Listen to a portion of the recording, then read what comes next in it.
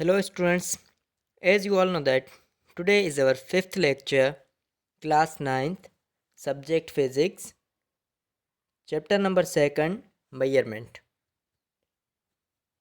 The learning outcomes of today's lecture are: number 1, students will know about standard of length, mass and time.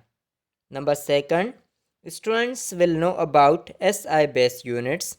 Number 3, students will know about derived units. जेके असांजा learning outcomes आहिनि अॼु जे lecture जा उहे ई आहिनि। Number 1 ते standard of length, मास ऐं time जे बारे में सिखंदव। हुनखां पोइ SI बेस यूनिट्स जे बारे में सिखंदव ऐं थर्ड वन असां ते अचे थो पियो कहिड़ो असांजे ड्राइव्ड यूनिट्स, त उन्हनि जे बारे में बि तव्हां सिखंदव। असां कंटिन्यू कंदासीं स्टैंडर्ड ऑफ लेंथ मीटर सां। त असां हिकु मीटर खे कीअं डिफाइन करे सघूं था पिया। The meter is the length of path travelled by light in vacuum during a time interval of 1 upon 29 crore 97 lakh 92,458 of a second। त असां हिकु मीटर खे इन तरीक़े सां डिफाइन करे सघूं था त हिकु मीटर उहा लेंथ आहे जेकी सनलाइट वैक्यूम में ट्रेवल करे थी पई। केतिरे टाइम में? हिकु सेकेंड जा जॾहिं असां पार्टीशन कंदासीं, घणा पार्टीशन 29 करोड़ 97 लख 92,458 हिसा कंदासीं हिकु सेकेंड जा, त उन्हनि हिकु हिसे में जेतिरी सनलाइट ट्रेवल कंदी स्पेस में, त उन स्पेस जो जेको डिस्टेंस ट्रेवल कंदी उन डिस्टेंस खे असां डिफाइन कंदासीं छा सां? हिकु मीटर सां। असां हीअं हिकु मीटर खे डिफाइन करे सघूं था। या वरी असां वटि हिकिड़ो ॿियो जेको आहे इरिडियम ऐं प्लाटिनियम जी हिकिड़ी अलॉय बार रोड आहे हिकिड़ी, जंहिंमें घणा आहिनि total number of centimetres. Total number of centimetres 100 अथव, त उहा बि हिकु मीटर जी अथव, त उन खे बि असां हिकु मीटर सां डिफाइन करे सघूं था। उहा जेकी आहे असां वटि हिकिड़ो बेरियू आहे, हिकिड़ो असां वटि लेबॉर्ट्री खणी अचूं, उहा आहे जेकी किथे आहे? पेरिस में, जंहिंजो नालो आहे international bureau of weights and measures. त उते जेकी रखियल आहे, त उहा बि छा आहे? हिकु मीटर खे डिफाइन करे थी पई। त हिकु मीटर छा आहे? हिकु मीटर उहो पाथ आहे जेको सनलाइट ट्रेवल करे थी स्पेस में, केतिरे टाइम पीरियड में? हिकु सेकेंड जा केतिरा हिसा?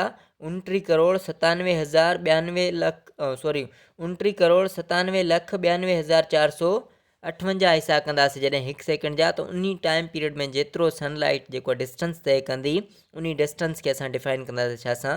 हिकु मीटर सां। उनखां पोइ असां पढ़ंदासीं standard of time second. Standard of time जी यूनिट जेको सेकंड आहे, त सेकंड खे असां कीअं डिफाइन करे सघूं था? A second is defined as duration of any event. कंहिं बि वाक़े जी ड्यूरेशन खे असां छा सां डिफाइन कंदा आहियूं? छा चवंदा आहियूं? सेकंड। ठीकु। फॉर सपोज़ असां कोई बि कमु कंदा आहियूं त उन में जेको बि ड्यूरेशन लॻे थो उन ड्यूरेशन खे असां छा चवंदासीं? सेकंड चवंदासीं। ठीकु। उहो जेको ड्यूरेशन आहे उनखे असां टाइम पीरियड में कंसिडर कंदासीं ऐं टाइम खे मेयर कंदा छा में? सेकंड्स में। ठीकु। पोइ उनमें चई सघूं था केतिरा सेकंड असांजा लॻा आहिनि। उनखां पोइ असांजो जेको थर्ड वन अचे त पियो स्टैंडर्ड ऑफ मास, जंहिंखे चवंदा आहियूं किलोग्राम। इहो बि बेटा छा अथव? 1 किलोग्राम जेको मास आहे उहो उनखे असां कीअं डिफाइन करे सघूं था? 1 kilogram is the mass of platinum iridium alloy cylinder kept in weights and measures in Paris. इहो बि बेटा हिकिड़ो सिलेंडर अथव इरिडियम ऐं प्लाटिनियम जो, जेको छा आहे? वेट्स एंड मेयर्स में रखियलु आहे। उहो जेको बराबरि आहे घणो? टोटल 1 किलोग्राम जो आहे, उनमें टोटल नंबर ऑफ ग्राम्स घणा आहिनि? टोटल 1000 नंबर ऑफ ग्राम्स आहिनि। इहो प्लाटिनियम ऐं इरिडियम जो एलॉय सिलेंडर अथव। ठीकु। त इहो छा आहे? असां वटि standard of mass in kilogram अथव। हुनखां पोइ असां कंटिन्यू कंदासीं छा सां? जेको असां वटि हिकिड़ो ॿियो सिस्टम यूनिट अचेसि थो, जंहिंखे चवंदा आहियूं, नालो ॾींदा आहियूं SI बेस यूनिट्स जो। त हाणे छा आहे? The system of units in which 7 quantities are used as base quantities. हाणे SI बेस यूनिट कहिड़ो आहे? SI बेस यूनिट अहिड़ो यूनिट सिस्टम आहे जंहिंमें टोटल नंबर ऑफ क्वांटिटीज़ घणियूं रखियूं वियूं आहिनि? 7। उहे जेके असां पढ़ियूं आहिनि फंडामेंटल क्वांटिटीज़ घणियूं आहिनि? 3, लेंथ, मास ऐं टाइम। ठीकु।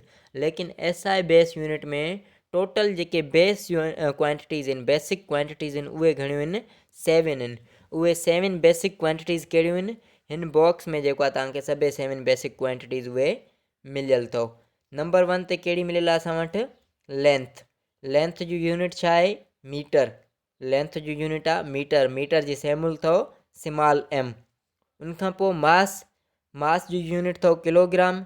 किलोग्राम जी सेम्बुल आहे kg। उनखां पोइ असांजी थर्ड क्वांटिटी आहे टाइम। टाइम जी यूनिट आहे सेकंड। सेकंड जी सेम्बुल अथव स्मॉल s। उनखां पोइ असां वटि फोर्थ क्वांटिटी कहिड़ी आहे? इलेक्ट्रॉनिक करंट आहे। इलेक्ट्रॉनिक करंट जो जेको यूनिट आहे एम्पेयर अथव। एम्पेयर जी सेम्बुल ठाहे कैपिटल A। उनखां पोइ असां वटि छा आहे? टेम्परेचर। टेम्परेचर जो यूनिट अथव केल्विन। केल्विन जी सेम्बुल अथव capital K। After that amount of substance. Amount of substance जो यूनिट अथव मोल। मोल जी जेकी सेम्बुल आहे MOL।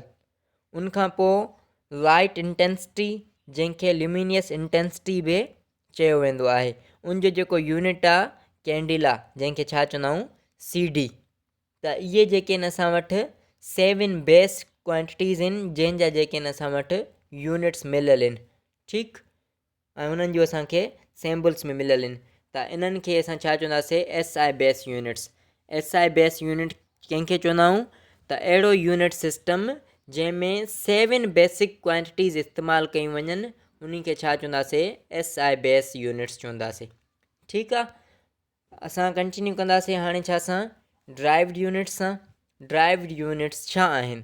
ड्राइव्ड यूनिट्स कंहिंखे चवंदा आहियूं? The physical quantities made from fundamental units are called derived units. अहिड़ियूं फिज़िकल क्वांटिटीज़ जंहिंखे छा सां ठाहियो वञे? फंडामेंटल यूनिट्स मिलाए करे ठाहियूं त उन्ही क्वांटिटीज़ खे या उन्हनि यूनिट्स खे छा जो नालो ॾींदासीं असां? ड्राइव्ड यूनिट्स जो नालो ॾींदासीं। हिते ॾिसो हाणे डिस्टेंस। डिस्टेंस छो आहे? छा में मेजर कंदा आहियूं डिस्टेंस खे असां?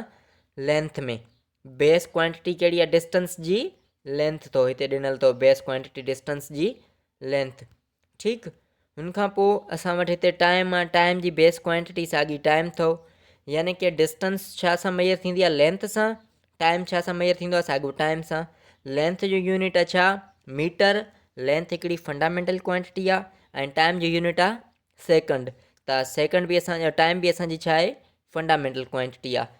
त स्पीड जी जेकी फार्मूलो आहे स्पीड बराबरि आहे डिस्टेंस अपॉन टाइम। इहो स्पीड जो फार्मूलो आहे। त स्पीड जो जेको ड्राइव्ड क्वांटिटी अथव स्पीड छो ड्राइव्ड क्वांटिटी आहे? छाकाणि त इहो जेको आहे फंडामेंटल क्वांटिटीज़ मां ई ठाही वई आहे। त जॾहिं असां डिस्टेंस जो यूनिट खणंदासीं डिस्टेंस जो यूनिट अथव मीटर। टाइम जो यूनिट आहे सेकंड। त हिनखे छा चवंदासीं? स्पीड जो यूनिट छा थींदो? मीटर पर सेकंड जेको छा आहे असां वटि? ड्राइव्ड यूनिट आहे। उहो छो ड्राइव्ड यूनिट आहे? छाकाणि त असां इन्हनि खे जेको स्पीड जो यूनिट आहे असां पाण ठाहियूं था। छा मां ठाहियूं था? फंडामेंटल क्वांटिटीज़ जे यूनिट्स मां असां ठाहियूं था पिया उहे यूनिट। इन जे करे इनखे असां छा चवंदासीं? ड्राइव्ड यूनिट जो नालो ॾींदासीं। त असांजो अॼु जो लेक्चर हिते पूरो थिए थो। उमेदु आहे त तव्हांखे अॼु वारियूं शयूं सभु सम्झ आयूं हूंदियूं। Thank U.